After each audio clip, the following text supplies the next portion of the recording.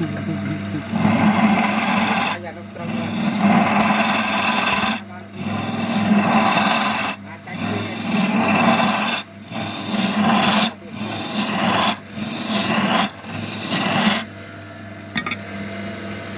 ไปก็ไหนด้วยรอตื่นมือตามกองลายพัดรอไม่เลยโอ้แน่แล้วอ่ะยุดเย็นไปบ่อยยุดเย็นไปบ่อยยุดเย็นไป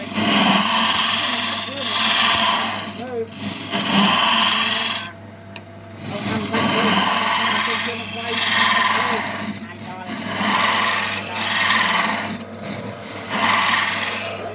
วิ่งได้เยอะเจ็ดแบบออกเจ็ดเจ็ดที่เดี๋ยวไปเจอเนี่ยตัวเนี่ยมาเจอเนี่ยมาขึ้นมาจบเจอเอาด้วย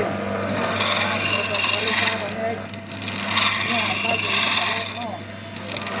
ไม่ล็อกเลยครับไม่ตึกดีกว่าแล้วไปเจอไอ้เนี่ยเราจะมาคิดทางตัวเองไปร้านเจ็ดตู้มาไว้เลยพอใจเลยไปอันนี้ดูแฮกกี้แล้วไอ้พวกเวลาที่หลังไอ้มือเจ้าโอ้ไว้ที่ดิบก็สนุกเย็นลีไปคนได้แล้วก็จะมีบุคคลเย็นลีไปแต่ไปยังไม่ได้ไม่มองดีจบสิคือตามนั้นจบนี่บุคคลยังน่ากลัวแต่ไม่กลัวง่ายเลยแต่ลีมาเตี้ยมาเลยเดี๋ยวเตี้ยไปได้ความเตือนเราเป็นแบบตะวันหันไปยังไม่ลงไปเลยก็มาไปง่ายเลยลิงมาดูว่าตีมือมือพวก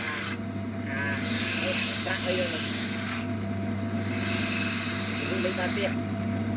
อย่าไปไล่กันแบบแบบตะวันหันเขาก็ไม่เคยเวียนได้ตึกนอนมาแล้วเราหายตึกมาใส่ลิงตัวไอ้ตึก